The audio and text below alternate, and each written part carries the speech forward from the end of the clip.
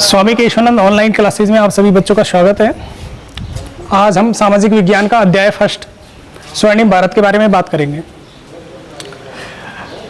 पिछली कक्षा 9 में आप सिंधु घाटी सभ्यता, वैदिक सभ्यता दोनों के बारे में पढ़ चुके हैं। वैदिक सभ्यता का जो समय माना जाता है वो माना जाता है 1500 ईसा पूर्व से 600 ईसा पूर्व तक। वैदिक सभ्यता के समाप्त होने के बाद जो समय आता है वो आता है महाजनपद काल का, और महाजनपद काल से लेकर सल्तनत काल जिसका समय माना जाता है 1200 ईस्वी तक, वो हम लेसन नंबर 1 यानी अध्याय नंबर 1 स्वर्णिम भारत में पढ़ेंगे। तो सबसे पहले जो टॉपिक है वो है महाजनपद काल।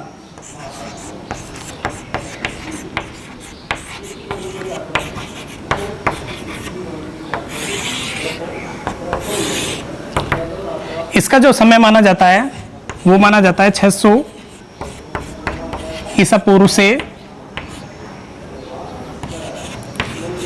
325 ईसा पूर्व तक। महाजनपद काल में एक बौद्ध ग्रंथ है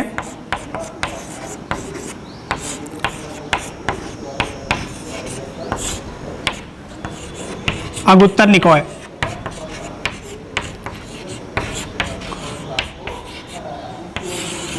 बौद्ध ग्रंथ अगुत्तर निकाय के अनुसार महाजनपद काल में 16 महाजनपद थे।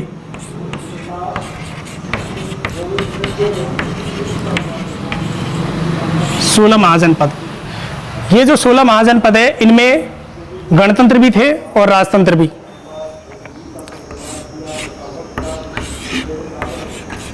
राजतंत्र और दूसरे जो प्रकार के हैं वो हैं गणतंत्र।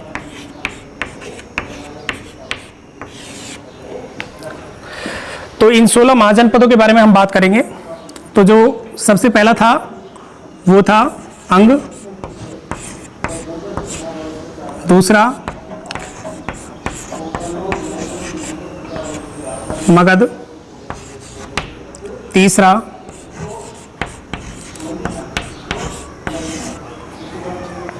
काशी, चौथा कुरु, पांचवा पांचाल, छठा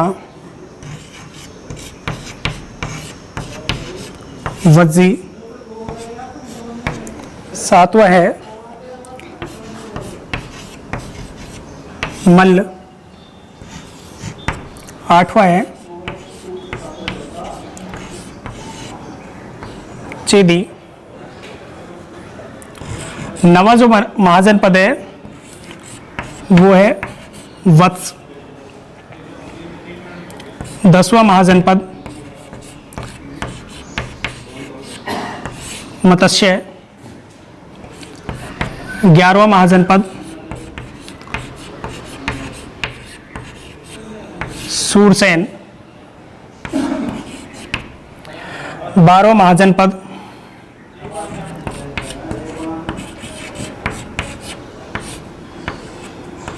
गांधार,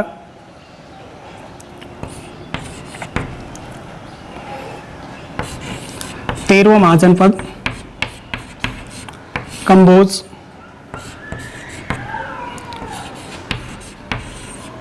उसके बाद है अस्मक,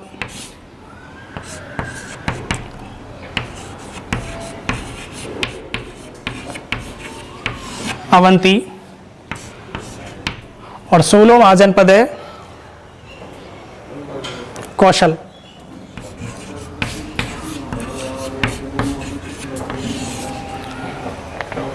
तो ये जो 16 महाजनपद है इनमें कुछ महाजनपद राजतंत्र थे और कुछ महाजनपद गणतंत्र थे। जो सबसे शक्तिशाली जो महाजनपद है वो थे अंग, मगध, उसके बाद अश्मक और मल्ल। रोक दो। महाजनपद काल के बाद में हम बात करते हैं राजस्थान के प्रमुख महाजनपद। तो राजस्थान के जो प्रमुख महाजनपद हैं, सबसे पहला था जांगल। जांगल जो महाजनपद है ये फैला हुआ था वर्तमान जो बीकानेर जिला है, जोधपुर और नागौर।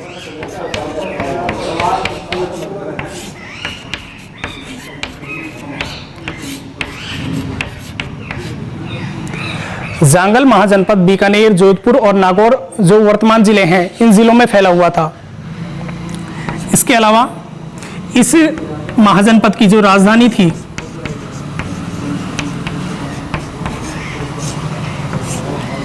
वो थी अहिछत्रपुर, जिसका वर्तमान नाम है नागौर। अब हम बात करते हैं दूसरे महाजनपद की। दूसरा महाजनपद है मत्स्य।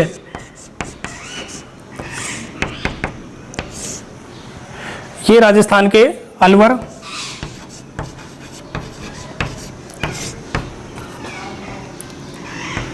भरतपुर,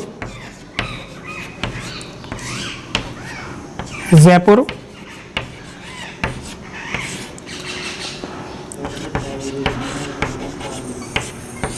जिले में फैला हुआ था। इसकी जो राजधानी थी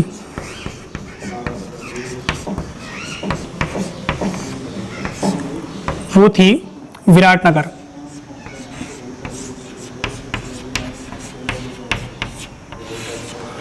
विराटनगर जो कि वर्तमान में जयपुर में स्थित है।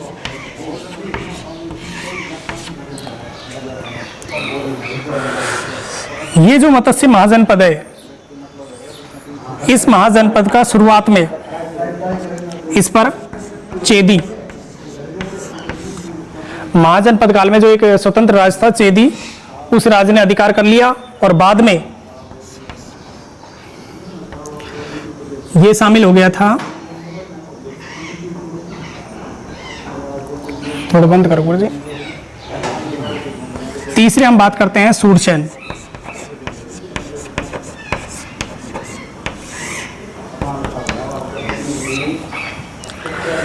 सूरसेन का जो महाजनपद है ये फैला हुआ था भरतपुर, मथुरा, करौली आदि क्षेत्र में। इसकी जो राजधानी थी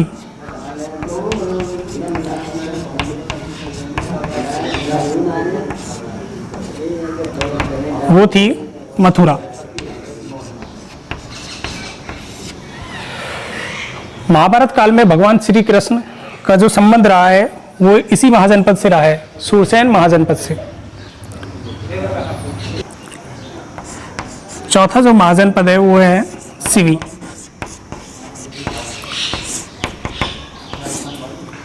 सिवी एक जाति थी जो कि दक्षिणी पंजाब से आई थी राजस्थान में। दक्षिणी पंजाब से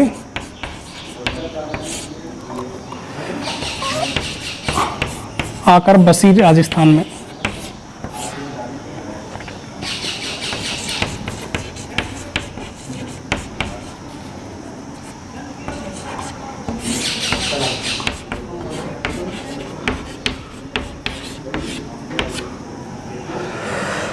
इस महाजनपद की जो राजधानी थी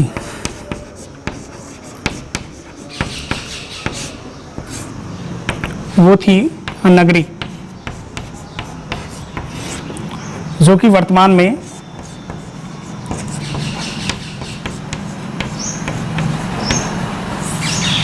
चित्तौड़गढ़ में स्थित है।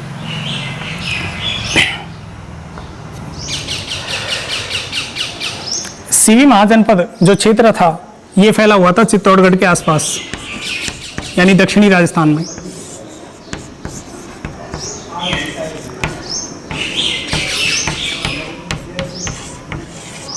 दक्षिणी राजस्थान। इसके बाद हम बात करेंगे मौर्य वंश की। महाजनपद काल के बाद हम बात करते हैं मौर्य वंश की, जिसकी स्थापना 322 ईसा पूर्व में की गई। और इस राजवंश की ये जो साम्राज्य है 185 ईसा पूर्व तक अस्तित्व में रहा। मौर्य वंश के जो संस्थापक थे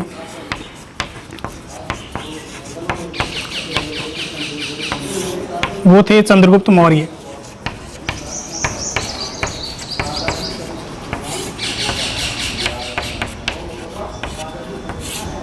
चंद्रगुप्त मौर्य चंद्रगुप्त मौर्य ने मौर्य वंश की स्थापना की। उससे पहले उन्होंने जो नंद वंश के अंतिम राजा थे,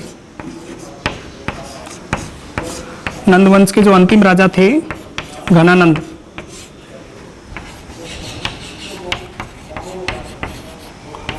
घनानंद, उनको पराजित किया था उन्होंने 322 ईसा पूर्व में। और मगध में मौर्य वंश का जो शासन है वो शासन रहा है मगध राज्य पर।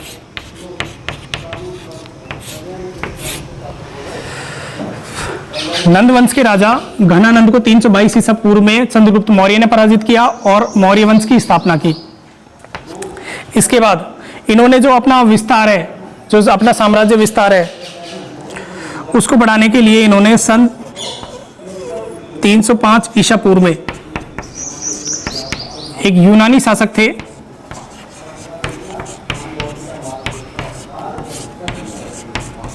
यूनानी शासक सेल्यूकस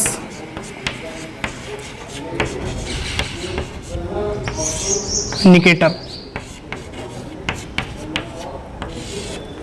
एक यूनानी शासक थे सेल्यूकस निकेटर, जो कि सिकंदर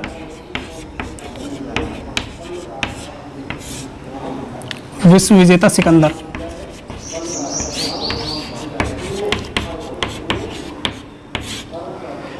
के सेनापति भी थे। सिकंदर की मृत्यु के पश्चात उनके जो सेनापति थे सेल्यूकस निकेटर, उन्होंने भारत और भारत के जो पश्चिम में जो प्रदेश है अफगानिस्तान और पाकिस्तान वाला, उस पर जो कब्जा किया था वो किया था सेल्यूकस निकेटर ने। तो सेल्यूकस निकेटर यूनानी शासक थे जिनका 305 ईसा पूर्व में चंद्रगुप्त मौर्य के साथ क्या हुआ, युद्ध हुआ। इस युद्ध में सेल्यूकस निकेटर की क्या हुई, हार। सेल्यूकस निकेटर पराजित हुए, जिसके बाद इन दोनों के बीच में एक संधि हुई और इस संधि के तहत 500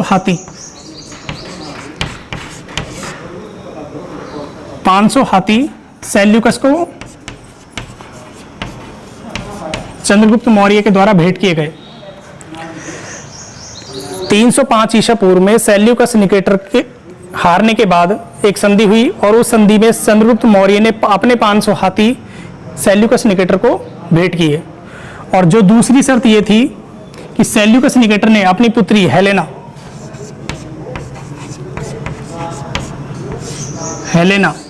इसका विवाह किया चंद्रगुप्त मौर्य के साथ।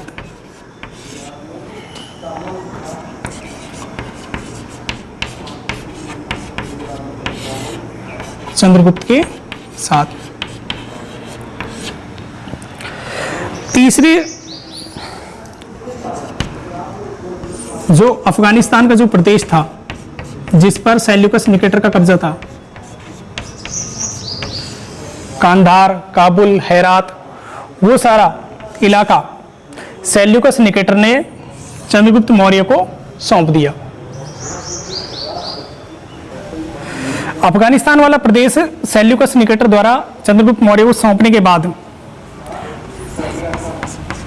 भारत के जो अधिकतर हिस्सा था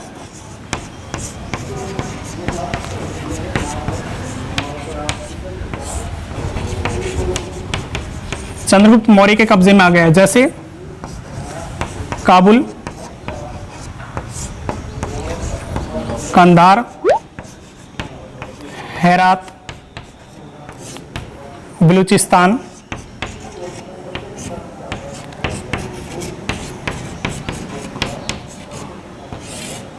गुजरात, कश्मीर,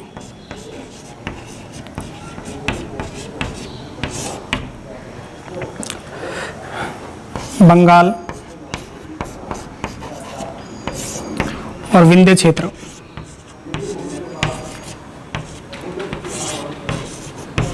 इन सारे क्षेत्रों पर चंद्रगुप्त मौर्य का अधिकार हो गया। अपने जीवन के अंतिम क्षणों में चंद्रगुप्त मौर्य श्रवण बेलगोला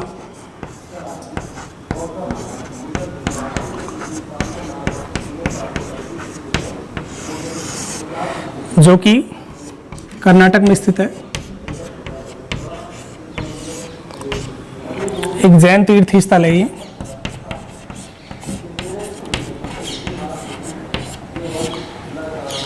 कर्नाटक में एक जगह है श्रवण बेलगोला जो कि एक जैन तीर्थ स्थल है। उसकी यात्रा करता है अपने जीवन के अंतिम क्षणों में कौन? चंद्रगुप्त मौर्य। और यहाँ पर वो अपने प्राण त्याग देता है। तो इनकी जो मृत्यु हुई है वो श्रवण बेलगोला में हुई है और इनकी मृत्यु हुई थी 298 ईसा पूर्व में। चंद्रगुप्त मौर्य के बाद जो दूसरा शासक है वो है बिंदुसार। बिंदुसार का जो समय माना जाता है वो माना जाता है 298 ईसा पूर्व से 273 ईसा पूर्व तक। बिंदुसार को यूनानी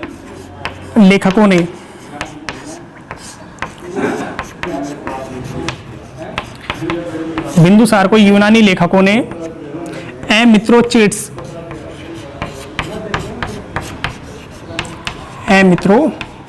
के नाम से संबोधित किया है। उसके अलावा विष्णु पुराण नहीं, वायु पुराण में इन्हें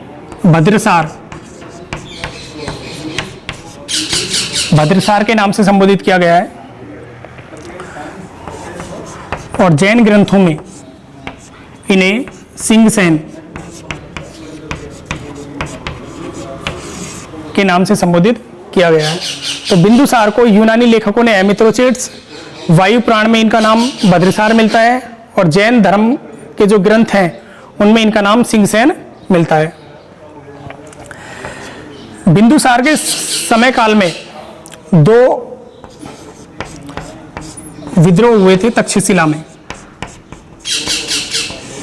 2 विद्रोह हुए थे तक्षशिला में।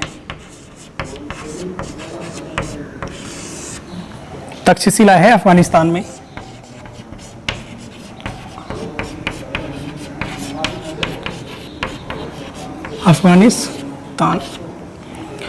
इन दोनों विद्रोहों को दबाने के लिए उन्होंने सबसे पहले अपने बेटे अशोक को भेजा और दूसरा विद्रोह को दबाने के लिए उन्होंने अपने बेटे सुसीम को भेजा था।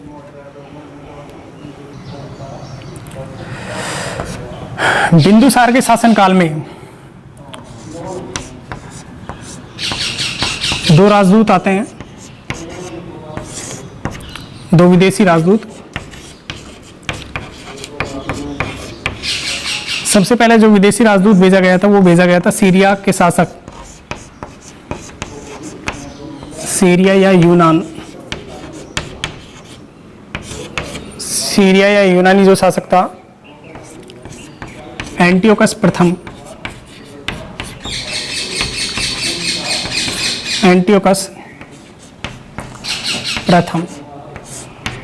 इस शासक ने अपना जो राजदूत था डायमेकस उसे बिंदुसार के दरबार में भेजा। दूसरा जो राजदूत आया था वो आया था मिस्र से।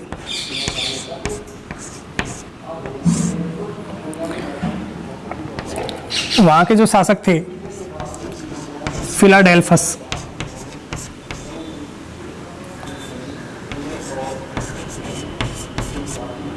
फिलाडेल्फस। इन्होंने जो अपना राजदूत भेजा था उसका नाम है डायनीसियस।